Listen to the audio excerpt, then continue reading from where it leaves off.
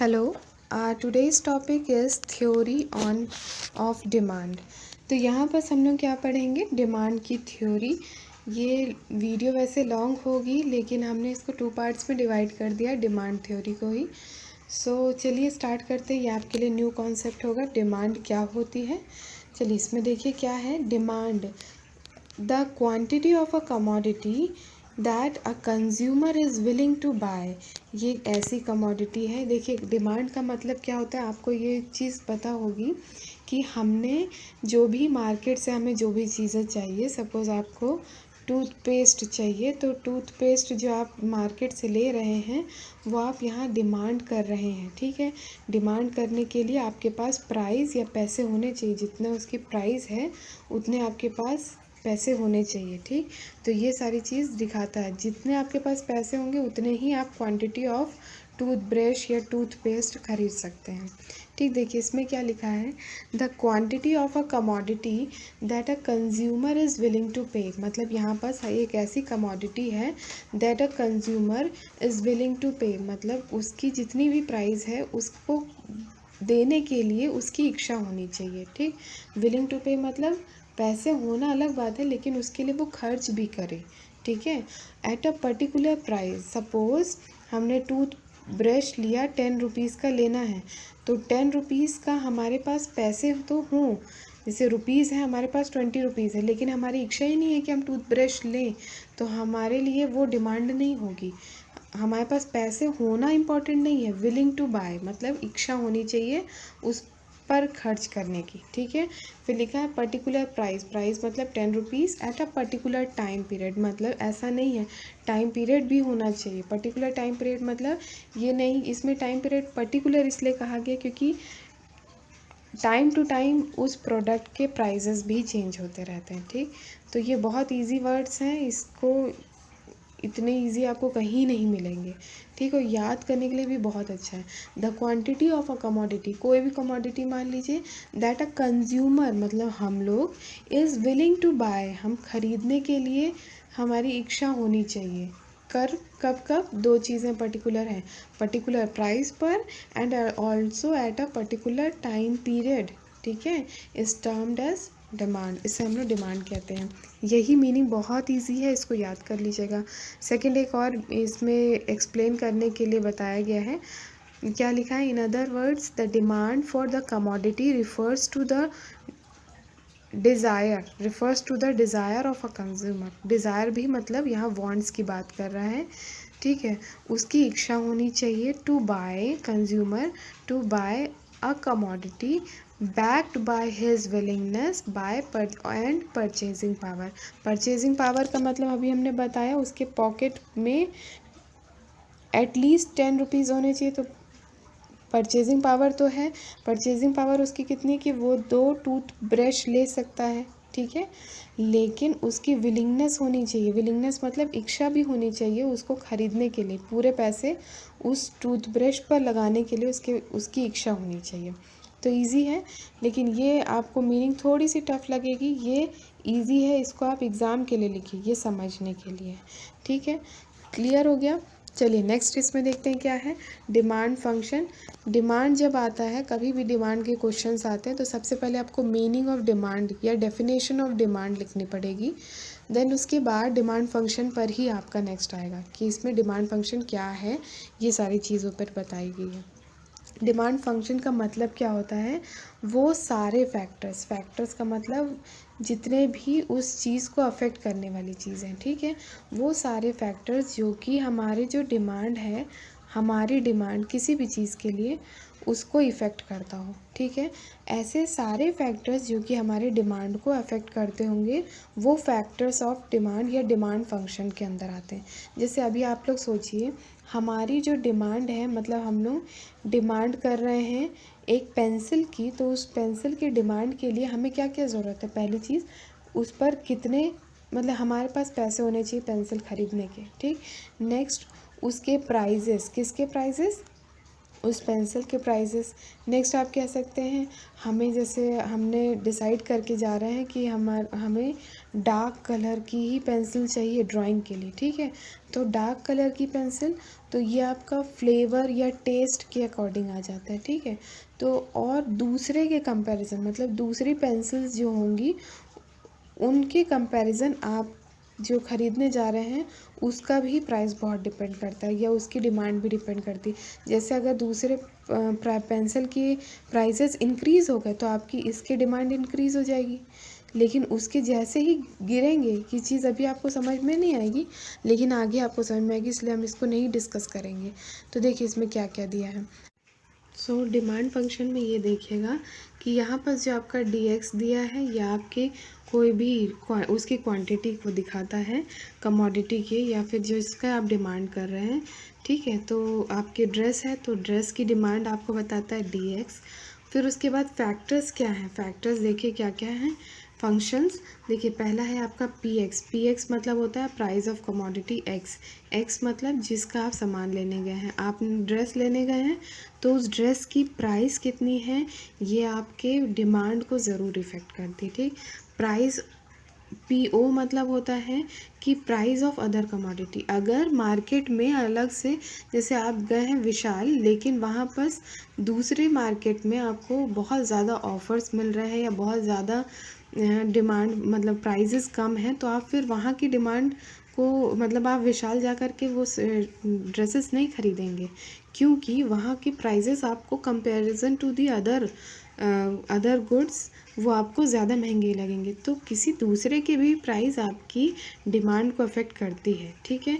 Test of the consumer का test, जैसे पहले बेल बॉटम पैंट्स आते थे तो अब हमारे कंज्यूमर्स का धीमे धीमे करके नैरो पैंट में शिफ्ट होते गया, तो उनका टेस्ट जो है वो चेंज होता गया।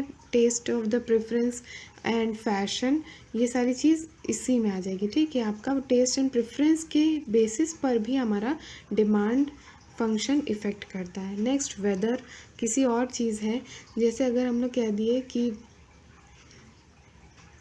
आम है, ठीक है, ये हमारे वेदर पर भी डिपेंड करता है। तो आम की डिमांड अगर वेदर अच्छी है, या जैसे सपोज समझ लीजिए आपका प्रोडक्शन, आपका रेनकोट का प्रोडक्शन है, तो वेदर बहुत इफ़ेक्ट करेगी। अगर वेदर आपके कंफर्टेबल है, मतलब बहुत ज़्यादा रेन हो रही है, तो हो सकता है टाइम से पहले लोग रेनकोट परचेज़ करना स्टार्ट कर दें, तो वेदर भी आपकी डिमांड को इफ़ेक्ट करती है।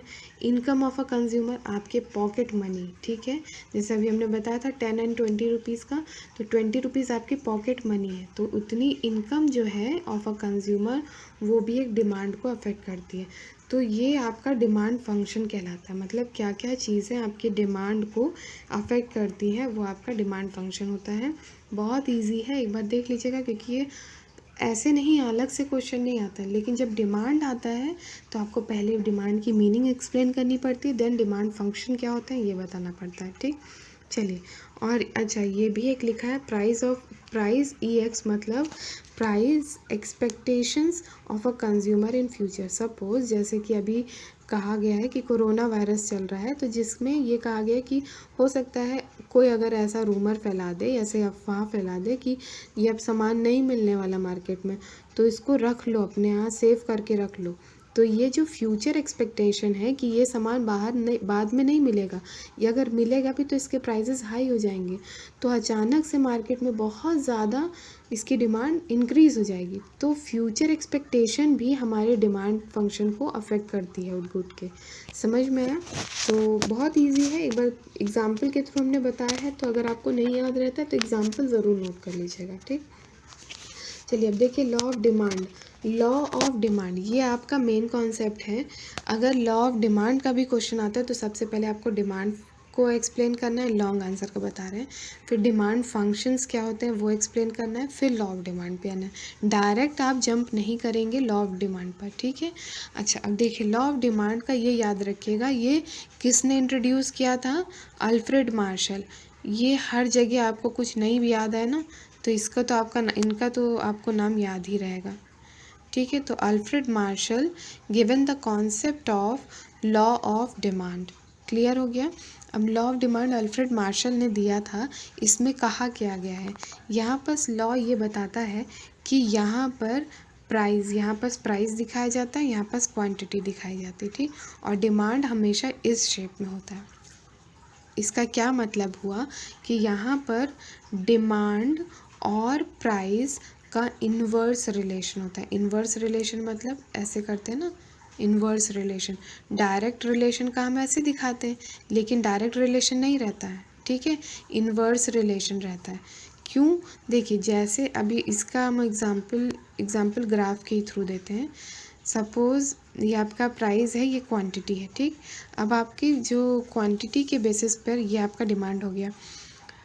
मार्केट में सामान सस्ता है, मतलब बहुत महंगा है, तो आपने इतनी सी ही डिमांड, ये क्वांटिटी है ना, आपने सिर्फ इतना ही डिमांड किया। जैसे ही यहाँ से इतना प्राइस था, ये प्राइस था सपोज़, तो यहाँ से अचानक से इतना गिर गया, ठीक, यहाँ तक गिर गया।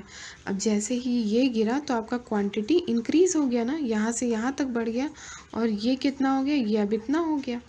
समझ में आया? जैसे ही प्राइस गिरती है वैसे ही हमारी क्वांटिटी जो है वो इंक्रीज़ हो जाती है।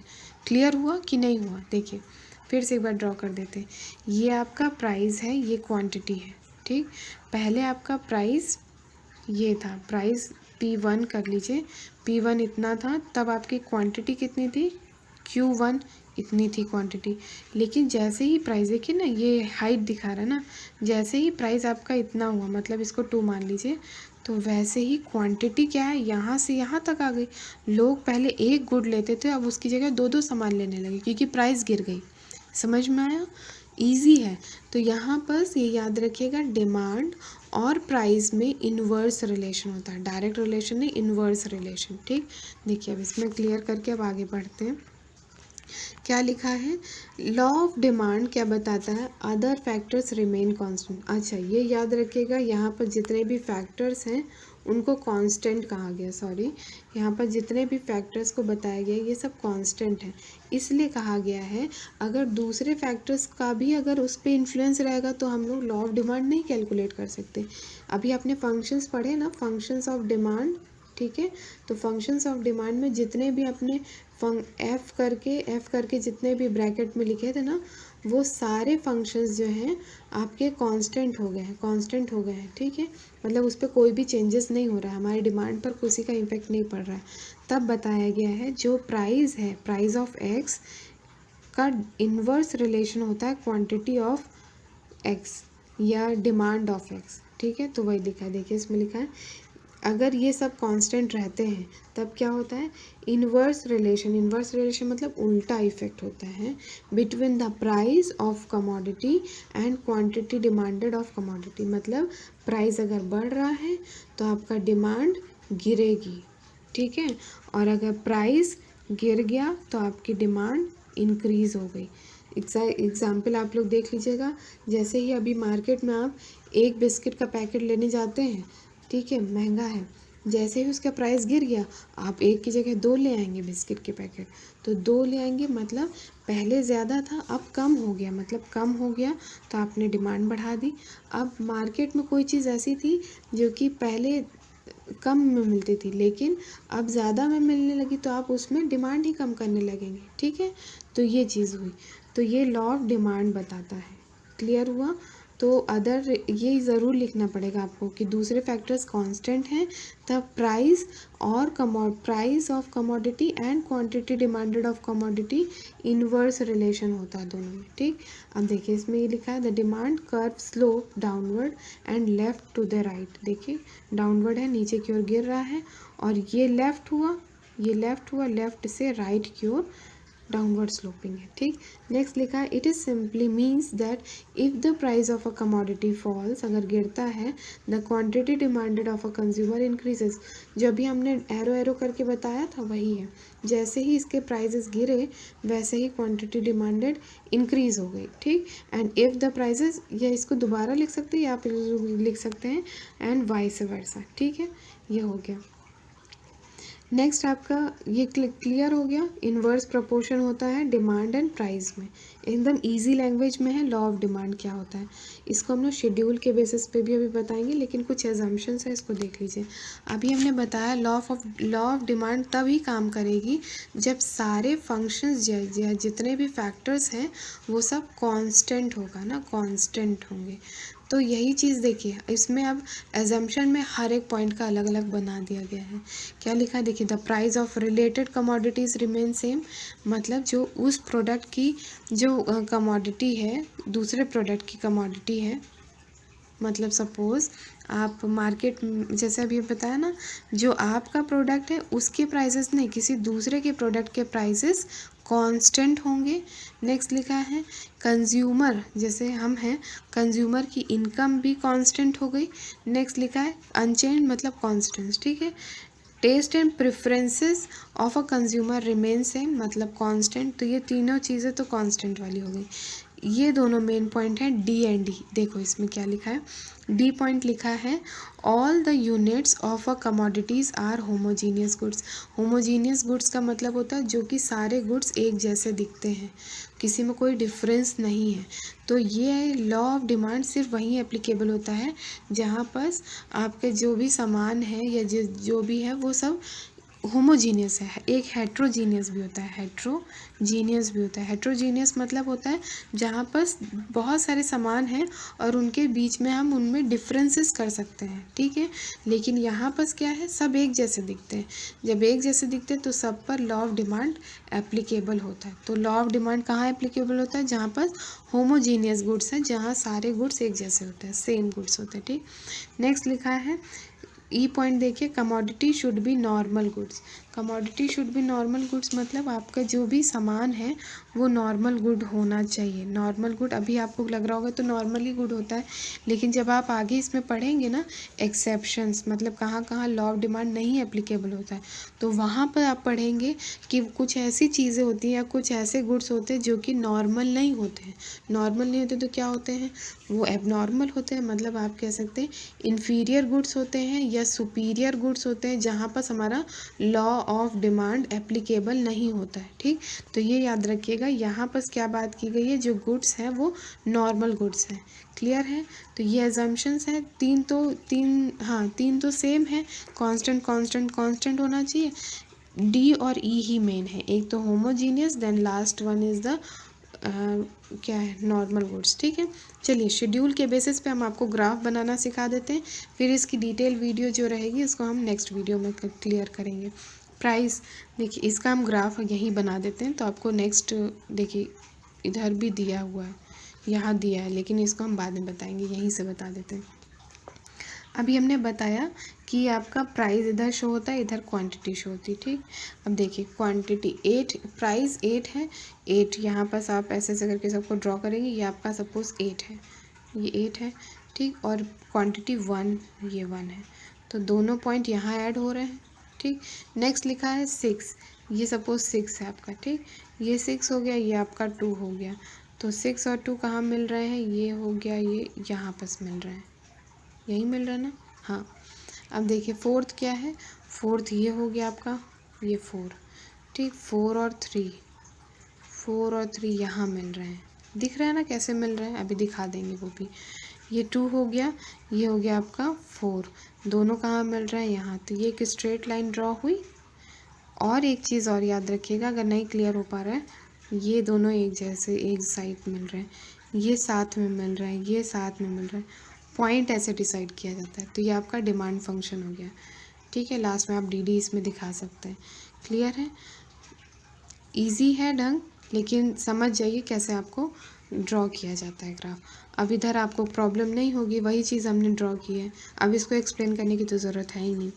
चलिए, अभी हमने आपको प्रीवियस वीडियो में इंडिफरेंस कर्व अप्रोच के बारे में डिटेल बताया था, उससे रिलेटेड हमने कहा था आपको एक इम्पॉर्टेंट क्वेश्चन कुछ हैं, उसको हम आगे वीडियोस में डिस्कस करते जाएंगे। तो ये देखिए इम्पॉर्टेंट क्वेश्चन आता है ऐसे कि जो भी इसका फीचर था ना कि इंडिफरेंस कर्व जो है ये इसके जितने भी कर्व्स हैं वो आपस में इंटरसेक्ट नहीं होते, तो इसको हमें प्रूफ करने को दिया गया। हमने बताया था आपको कि ये एक होता है, एक ऐसे होता है, लेकिन इसमें कहा गया है कि दोनों इंटरसेक्ट नहीं होते हैं, लेकिन इसको हमें प्रूफ करना है। इसको कैसे प्रूफ कर सकते हैं, देखिए इसमें दिया है हियर, ग्राफ बना दिए, फिर लिखा है here A is point A is equal to B, A is equal to B. देखिए हमने आपके फीचर इंडिफरेंस कर्व के फीचर में ये पढ़ा कि इस पॉइंट, मतलब ये आपका इंडिफरेंस कर्व है, ये पॉइंट यहाँ जितने भी इस ग्राफ पे या ये इस कर्व पर जितने भी आपके पॉइंट्स बनते हैं या जितने भी सेट्स बनते हैं, ये सारे आपको क्या दिखाते हैं कि यहाँ पर आपका सब सेम सेटिस्फैक्शन आपको प्रोवाइड कराता है। ठीक है, तो इसीलिए कहा गया है ए इज इक्वल टू बी, ए ये हो गया, बी ये हो गया, तो दोनों एक ही कर्व पर है। ठीक है, तो ये हम लोग को सेम सेटिस्फैक्शन दे रहा है। देखिए रीज़न भी लिखा है, both lies on IC1 which gives equal level of satisfaction, अभी हमने बताया। ठीक, अब नेक्स्ट दिया है B is equal to C, B क्या है, ये है, और सी ये है, ये दोनों सेम है, ये भी वही चीज़ है, ये इधर गया है तो ये भी दोनों एक दूसरे के ऊपर आए हैं। ठीक, तो ये दोनों एक दूसरे के बराबर ही हैं, क्योंकि ये किस पर अलाई हो रहे हैं, IC2 पर हो रहे हैं। ठीक, इसका ये मतलब हुआ from equation 1 and 2 which is, मतलब A is equal to C, A और C दोनों बराबर हो गए। क्योंकि दोनों इसलिए बराबर हो गए क्योंकि B, अगर हम लोग B के कंपैरिजन देखें तो B और B कट गए, तो A इज इक्वल टू सी हो गया। तो A इज इक्वल टू सी क्या हो गया, ये हमारा बता रहा है कि ये A और C बराबर हो गए, मतलब indifference curve 1 and indifference curve 2 दोनों सेम होंगे, तो जो कि हमारे रूल के अगेंस्ट है, तो वही लिखा है which is against our assumption, जो कि हमारे एजम्पशन जो हम मान के चले हैं उसके अगेंस्ट जा रहा है। And that different IC gives different level of satisfaction. ठीक है, डिफरेंट IC जो रहती है, हमने बताया था ये IC हो गया या ये IC हो गया, तो ये दोनों अपनी अलग अलग सेटिस्फैक्शन देती है, दोनों एक जैसे सेटिस्फैक्शन नहीं दे सकती, लेकिन यहाँ पास तो हमारा एक आ रहा है, तो इसीलिए गलत हुआ। इसलिए हैंस प्रूव दैट कि दोनों इंटरसेक्ट एक साथ नहीं होते। ठीक है, मतलब दो IC कभी भी इंटरसेक्ट नहीं होते। क्लियर है, होप आप लोग को क्लियर हो गया होगा ये क्वेश्चन के थ्रू भी कि कैसे क्वेश्चंस आते हैं। और अगर इससे रिलेटेड इंपॉर्टेंट क्वेश्चंस हमें कहीं मिलेंगे तो हम लास्ट में, वीडियो के लास्ट में ऐसे ही डिस्कस किया करेंगे। और किसी भी टॉपिक पे डाउट है तो प्लीज़ कमेंट बॉक्स, आप लोग नहीं रिप्लाई कर रहे हैं, अगर डाउट है तो प्लीज़ रिप्लाई कीजिए, क्योंकि हमें भी पता चलना चाहिए हमारा वीडियो का कंटेंट कैसा आप लोग को लग रहा है।